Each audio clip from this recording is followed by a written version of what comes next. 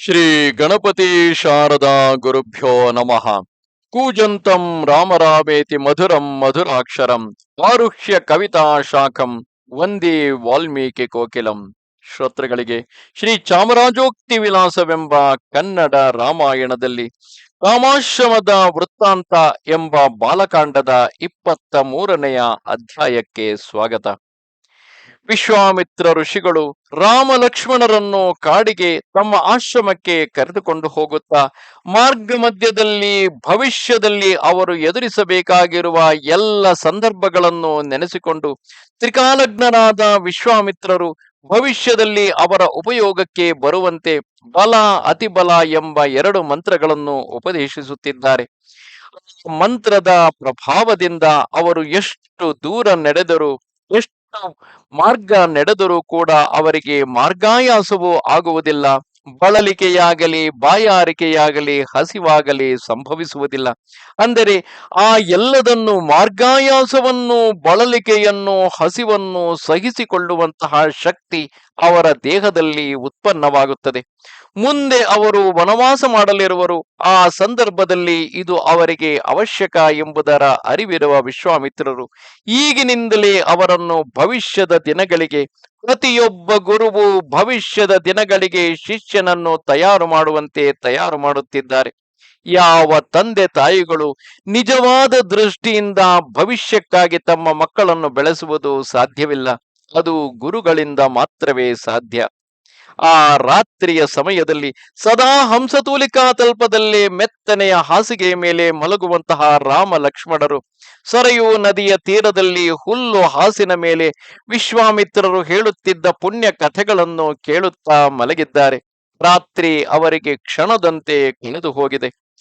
ಆ ರಾತ್ರಿಯು ಕಳೆದು ಪ್ರಾತಃ ಕಾಲದಲ್ಲಿ ವಿಶ್ವಾಮಿತ್ರ ಮುನೀಶ್ವರನು ತಳಿರ ಹಾಸಿಗೆಯ ಮೇಲೆ ಮಲಗಿದ್ದ ರಾಮಲಕ್ಷ್ಮಣರನ್ನು ನೋಡಿ, ರಾಮ, ನಿನ್ನ ತಾಯಿಯಾದ ಕೌಸಲ್ಯಾದೇವಿಯು ಸತ್ಪುತ್ರನನ್ನು ಪಡೆದವಳು. ಬೆಳಗಾಗುತ್ತಿದೆ, ಏಳು, ಸಂಧ್ಯಾ ವಂದನೆಯ ಸಮಯವಾಯಿತು ಎಂದು ಹೇಳಿದನು.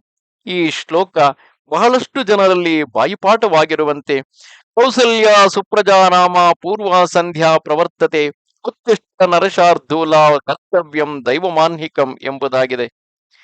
ರಾಮ ಲಕ್ಷ್ಮಣರು ಎದ್ದು ಸ್ನಾನ ಸಂಧ್ಯಾವಂದನೆ ಜಪಗಳನ್ನು ಮಾಡಿ ತಪಸ್ವಿಯಾದ ವಿಶ್ವಾಮಿತ್ರ ಮುನೀಶ್ವರನಿಗೆ ಅಭಿವಂದಿಸಿದರು. ಅನಂತರ ಮಹಾ ಸಂತೋಷ ಚಿತ್ತರಾಗಿ ವಿಶ್ವಾಮಿತ್ರ ಮುನೀಶ್ವರನೊಡನೆ ಹೊರಟು ಸರಯು ಗಂಗಾ ನದಿಗಳ ಸಂಗಮದಲ್ಲಿ ಅತ್ಯಂತ ತೇಜಸ್ವಿಗಳಾದ ಋಷಿಗಳ ಪವಿತ್ರವಾದ ಆಶ್ರಮಗಳನ್ನು ಕಂಡು ವಿಶ್ವಾಮಿತ್ರ ಮುನೀಶ್ವರನನ್ನು ನೋಡಿ, ಸ್ವಾಮಿ, ಈ ಪುಣ್ಯಾಶ್ರಮವು ಗಂಗಾ ಸರಯೂ ನದಿಗಳ ಸಂಗಮದ ಸಮೀಪದಲ್ಲಿದೆ. ಈ ಆಶ್ರಮದಲ್ಲಿ ಯಾವ ಪುಣ್ಯ ಪುರುಷನು ಇದ್ದಾನೆ? ಆತನ ವೃತ್ತಾಂತವನ್ನು ತಿಳಿಸಿರಿ ಎಂದು ಕೇಳಿದರು. ವಿಶ್ವಾಮಿತ್ರ ಮುನಿಯು ಮುಗುಳು ನಗೆಯಿಂದ, ಕೇಳೈ ರಘುನಾಥನೇ, ಪೂರ್ವದಲ್ಲಿ ಈ ಆಶ್ರಮದಲ್ಲಿ ಮನ್ಮಥನು ಸಾಕಾರನಾಗಿ ಇರುತ್ತಿದ್ದನು. ಆತನನ್ನು ಕಾಮನೆಂದು ಹೇಳುವರು. ಆ ಕಾಮನು ಈ ಸ್ಥಳದಲ್ಲಿ ಪರಮೇಶ್ವರನಿಂದ ದಹಿಸಲ್ಪಟ್ಟನು. ಪೂರ್ವದಲ್ಲಿ ಪರಮೇಶ್ವರನು ಈ ಸ್ಥಳದಲ್ಲಿ ನಿಯಮದಿಂದ ಏಕಾಗ್ರಚಿತ್ತನಾಗಿ ತಪಸ್ಸನ್ನು ಮಾಡಿಕೊಂಡಿದ್ದನು.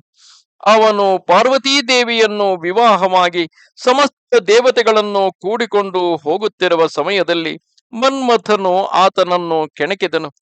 ಪರಮೇಶ್ವರನು ಒಂದು ಸಾರಿ ಹುಂಕಾರವನ್ನು ಮಾಡಿ ಅಜ್ಞಾನಿಯಾದ ಮನ್ಮಥನ ಶರೀರದ ಕರಚರಣಾದಿ ಸಮಸ್ತ ಅವಯವಗಳನ್ನು ತನ್ನ ಹಣೆಗಣ್ಣಿನಿಂದ ದಹಿಸಿದನು.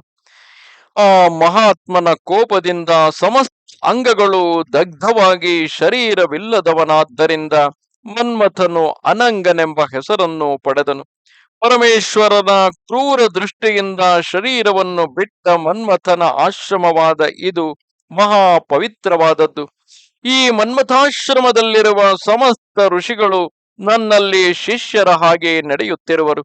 ಇಲ್ಲಿರುವ ಋಷಿಗಳಿಗೆ ಒಂದು ದಿನವೂ ವಿಪತ್ತಿಲ್ಲ. ನಾವು ಈ ರಾತ್ರಿ ಇಲ್ಲಿದ್ದು ನಾಳೆ ಪ್ರಾತಃ ಕಾಲದಲ್ಲಿ ಈ ನದಿಯನ್ನು ದಾಟಿ ಸ್ನಾನ ಸಂಧ್ಯಾವಂದನ ಜಪ ಹೋಮಾದಿಗಳನ್ನು ತೀರಿಸಿಕೊಂಡು ಪವಿತ್ರವಾದ ನಮ್ಮ ಆಶ್ರಮಕ್ಕೆ ಹೋಗೋಣ ಎಂದು ನುಡಿದನು. ಬಳಿಕ ಅಲ್ಲಿದ್ದ ಋಷಿಗಳು ಜ್ಞಾನದೃಷ್ಟಿಯಿಂದ ಇವರ ಮಹಿಮೆಯನ್ನು ಅರಿತು ಮನಸ್ಸಿನಲ್ಲಿ ಅತ್ಯಂತ ಹರ್ಷಪಟ್ಟು ಅರ್ಘ್ಯಪಾದ್ಯಾದಿ ಸತ್ಕಾರಗಳನ್ನು ಮಾಡಿ ಫಲಾಹಾರಗಳನ್ನು ಕೊಟ್ಟರು.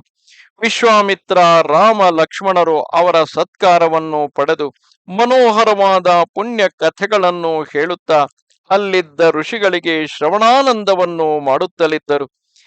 ಹೀಗೆ ಸಾಯಂಕಾಲ ಪರ್ಯಂತ ಕಾಲವನ್ನು ಕಳೆದು ಸಾಯಂಕಾಲ ಸಂಧ್ಯಾ ವಂದನೆ ಜಪಗಳನ್ನು ತೀರಿಸಿಕೊಂಡು ಏಕಾಗ್ರಚಿತ್ತರಾಗಿ ವ್ರತಸ್ಥರಾದ ಆ ಮುನಿಗಳೊಡನೆ ಕಾಮಾಶ್ರಮದಲ್ಲಿ ಮನೋಹರವಾದ ಕಥೆಗಳಿಂದ ಸಂಭಾಷಣೆ ಮಾಡುತ್ತಾ ಸುಖದಿಂದಿದ್ದರು. ನಮಸ್ತೆ ಶಾರದೆ ದೇವಿ ಕಾಶ್ಮೀರ ಪುರವಾಸಿನಿ ತ್ವಾಮಹಂ ಪ್ರಾರ್ಥಯೇ ನಿತ್ಯಂ ವಿದ್ಯಾದಾನಂಚ ದೇಹಿಮೆ. ನಮಸ್ಕಾರ.